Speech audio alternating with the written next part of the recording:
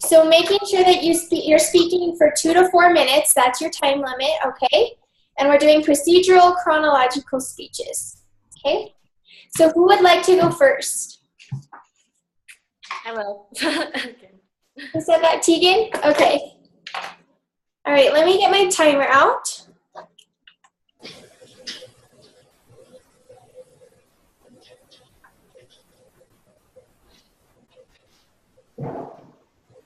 All right, Tegan, whenever you're ready. Okay. At some point in our life, most of us have either injured our leg or known someone who has. Think back to what it was like. Was it swollen, discolored, or even sensitive to the touch? Healing can be a really slow process, and working as a physical therapy tech, I've seen this many times. However, there's something known as a compression stocking that can help speed up the healing process. A compression stocking is like a really tight pair of pantyhose, and its purpose is to push out the swelling and help decrease the pain in the patient. Today I'm going to share with you how to put on a compression stocking in 3 steps. Let's start with the materials. So the materials, first step is to get all the materials needed. So the first thing that we are going to need is a tape measure. So you're going to take the tape measure and in either centimeters or inches, measure the circumference of the person's ankle, and then again on their mid-calf. And then from these measurements, we're going to look at a sizing chart and choose the appropriate size compression stocking based on these measurements. So now that we have all the measurements and needed materials, we're going to move to the second step, which is putting it on.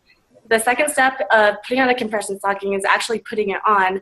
And before we even start putting on, we want to make sure that the patient is in a comfortable position. So now to make things easier, we're going to inside out the stocking. So what we're going to do is stick our hand in, grab the toes, and pull it out to where you just start to see the heel of the stocking, and then we can pull it out. So now we've created this little hole where a patient's foot can go in. So now we can stick the patient's toes in, and little by little, we're just gonna kind of pull the stocking up their leg. And throughout this process, you wanna make sure that they're comfortable the whole time and you're not hurting them anymore because they're probably already in some kind of pain. So now that we have the stocking on, we want to make sure that it fits correctly. So we do this by tugging at the top right here, and you want it snug but still have some room to breathe. And we also can check their toes and just pinch them and make sure that they can still feel them and there's no numbness or tingling or anything. So now the most important thing to remember about a compression stocking is that you do not want any folds or wrinkles in it, because these folds and wrinkles can create a kind of tourniquet because it's so tight and it can compromise the circulation of the person's leg. So you want it smooth all the way around. So now that we've put the compression stocking on, there's some final instructions that we can give them. So the third and final step of putting on a compression stocking is giving some care instructions to the patient. So you want to inform them when they want to clean it that they can hand wash and air dry it. They should leave it on during the day when they're up and active, and then they can take it off at night when they're sleeping just to give their skin some rest and just have things get back to normal. And finally, you just want to tell them just to make some regular skin checks, check around their leg and their foot just to make sure their skin isn't getting irritated by the stocking itself. So today we've successfully put on a compression stocking in 3 steps, so we can review what those 3 steps are. The 3 steps in putting on a compression stocking are gathering the materials, putting on the stocking and ensuring the fit, and finally giving some care instructions. Hopefully none of you get injured soon, but if you ever need a compression stocking, you'll know what to expect. Good job.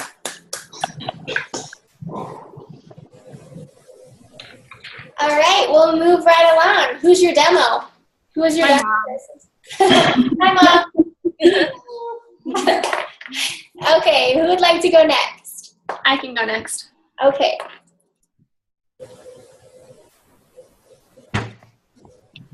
All right, whenever you're ready, Rena. Hi.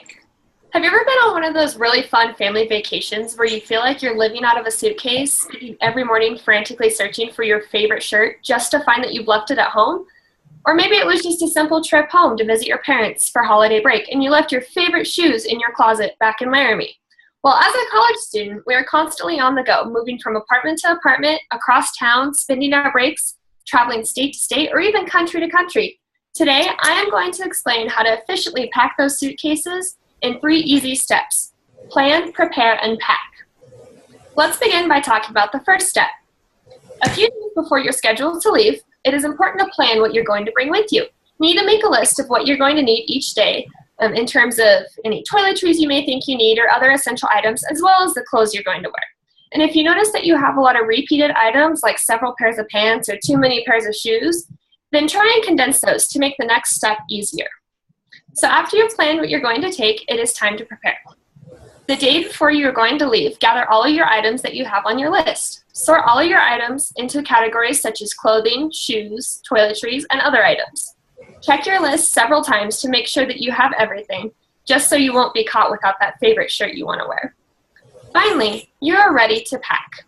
The evening before you depart, pack all of your belongings into a suitcase or another large bag. Begin by packing the heavier items such as shoes, hair dryers, hair straighteners, any of those things on the bottom. And then you can pack your clothes. However, little tip, roll your clothes instead of fold them so that they take up less room, because we all know we want to bring back some souvenirs from our spring break trip to Cabo. And then you will use the top part of your bag to store any toiletries or miscellaneous items like socks that you may have and kind of those smaller items. So now let's review the steps we have talked about today. We have talked about 3 steps to efficiently packing a suitcase. First, it is important to plan what you need for any trip, just to make sure you don't overpack, underpack, and to make sure you have everything that you need. Next, preparing all your belongings by laying them out and sorting them will allow you to take a better look at what you're bringing and make sure you don't forget anything on your list. Finally, when packing, it is a good idea to follow a specific order to make sure things don't break and to roll clothing to ensure all of your necessary belongings fit into your one bag. Next time you are planning to take a spring break trip to Mexico or a weekend trip to visit your family, remember the 3 easy steps to make packing a breeze: plan, prepare, and pack.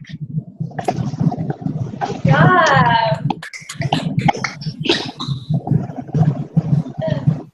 Okay. Next up. I can go. Who's feeling it? Okay. Okay. So, who has ever had a button fall off of a shirt? If you're anything like me, you put that shirt in the back of your closet and you forget about it because you can't wear it without a button. Today I'm going to explain how my grandmother taught me how to sew that button back on. Let's begin with the first step. The first step in sewing a button on is tying a knot in the thread. Thread the needle and allow one side to be 3 times longer than the other. With the longer side, tie a knot in the bottom. Now that the needle is set up, we are ready to place the button. Now let's look at the second step. The second step of sewing a button includes making X's. Place the button wherever you would like it. Then line the needle up with the top right hole of the button. Push the needle through the fabric and through the button and pull the string all the way till it catches on the knot. Make a diagonal and place it in the bottom left hole and pull it tight. You're going to repeat that 4 times. Once you've completed the 4th time, you're going to start and do the same thing from the other side. You're going to take the string from the bottom, push it up through the fabric and up through the top left hole of the button and pull it tight and go to the bottom right hole. You're going to do that 4 times. And when you're done, making X's is a key step, but it's nothing without shanking the button. Shanking means wrapping it around the button. So the 3rd step in sewing a button includes performing a shank to ensure that the button stays. First, from the back, you want to put the needle just through the fabric in the base of the button. Then you want to wrap it around 4 times. And once you've done that 4 times, you stick the needle back through the fabric to the back so you can't see it. Now that we have tied a knot, made X's, placed a shank, we are finally ready to finish the button. The 4th and final step includes making stitches to ensure that the button stays. From the very back of the fabric, so you can't see the button, place the needle in and then out of the fabric and pull it tight till you see a little loop, and you're going to stick the needle through that little loop and pull it tight. So that's your first stitch. Once you've completed the first stitch, you want to do the same exact thing one more time to make sure that it's secure. So in and then out, and then make a little loop and put the needle through the loop.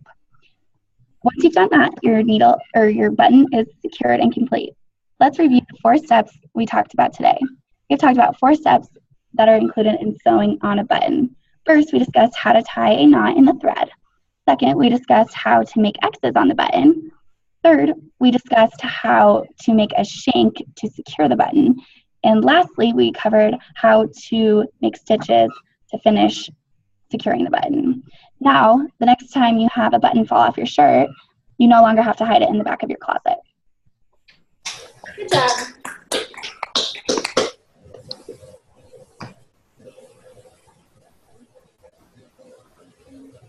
Alrighty. Next up.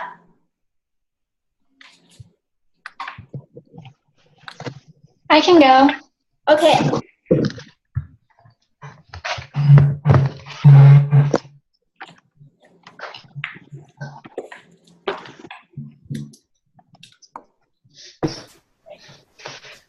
All right, whenever you're ready, Haley. Okay.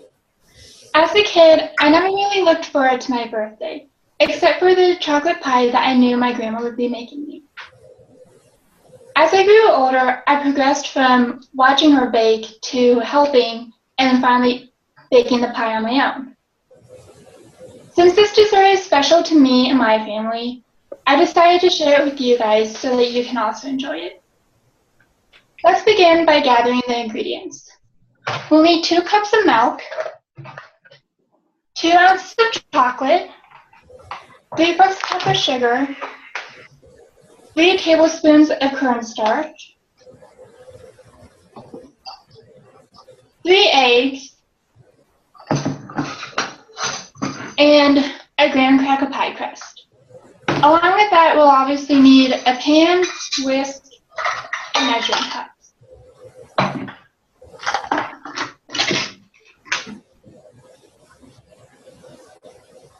Ingredients are only the first step to the recipe.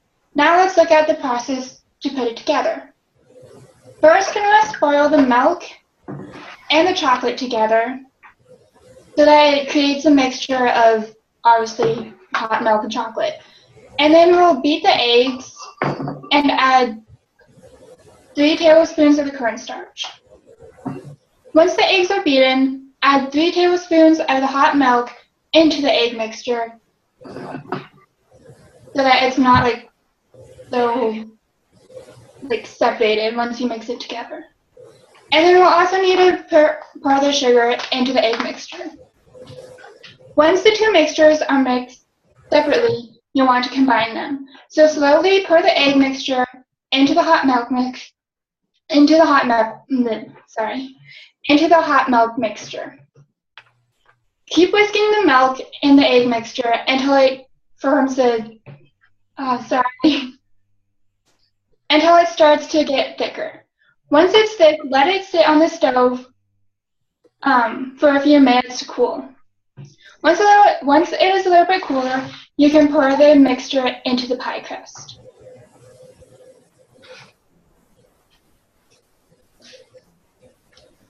So we have now finished baking the pie and can enjoy it. Whenever I'm eating this pie, I think back to all my past birthdays and any occasion that we have made this pie. I hope that presenting the ingredients and how to bake this pie will allow you to enjoy at any other family gathering you might have in the future. Good job.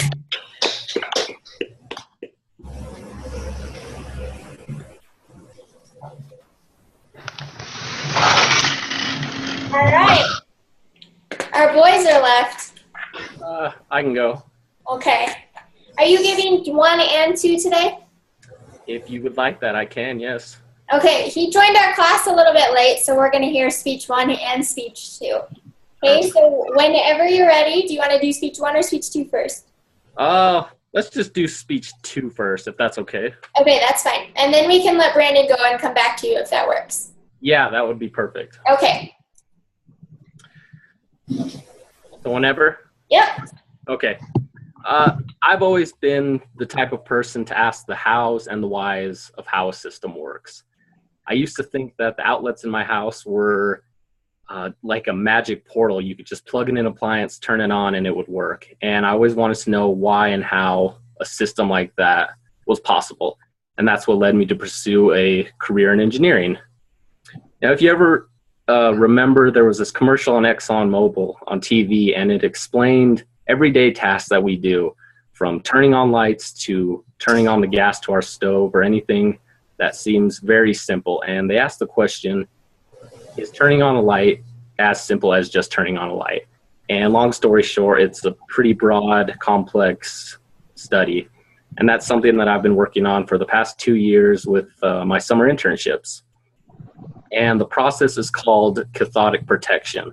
And it's a process of basically the definition, plain Jane, that I like to use is using chemistry and electricity to help mitigate corrosion in a pipeline system. So from getting your natural resources from point A to point B safely and efficiently, so we could use them every day like we do.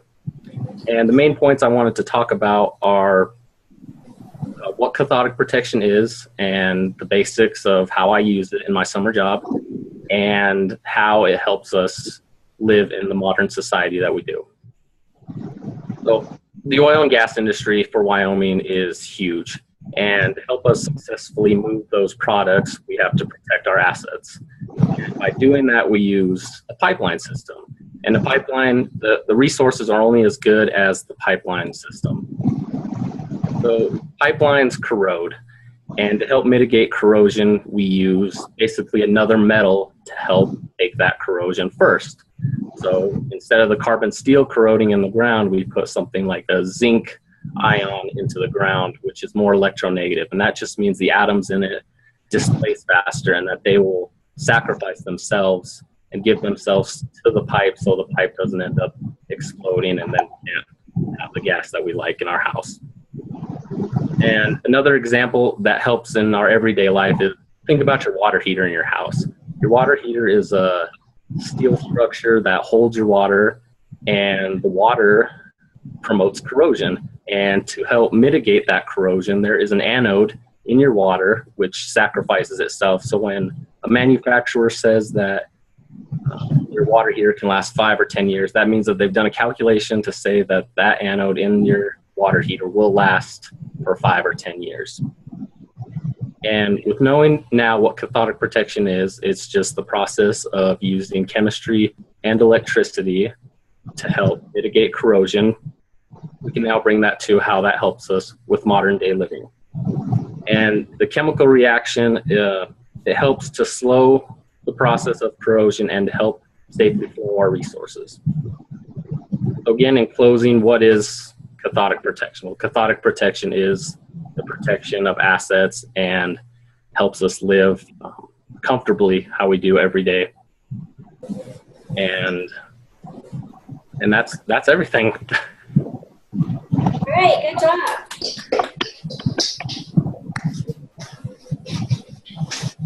Okay, so Brandon.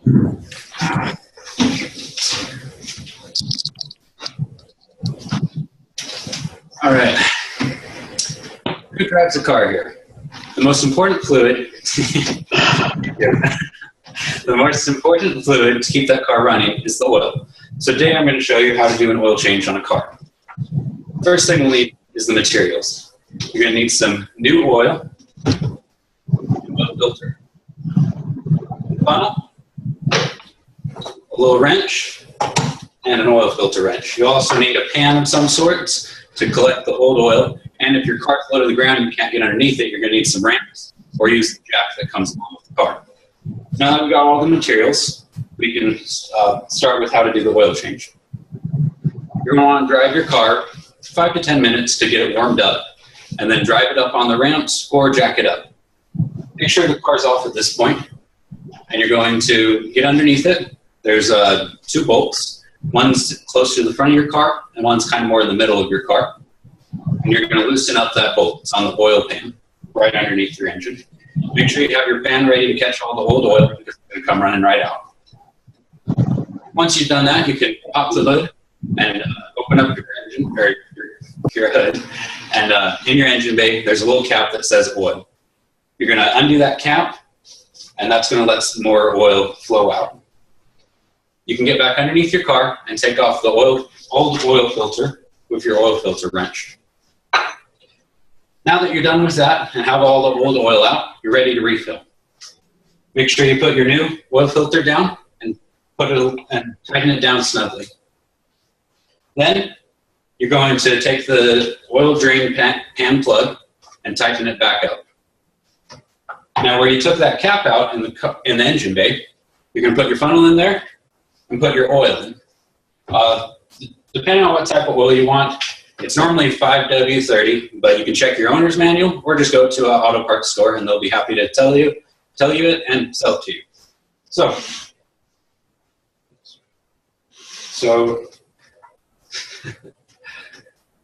now that you've got everything filled up, start the car, and if there's no leaks underneath, you're good to go. Now, it might sound like a lot to start with, but once you do it a couple times, it only takes about 30 minutes. So let's review.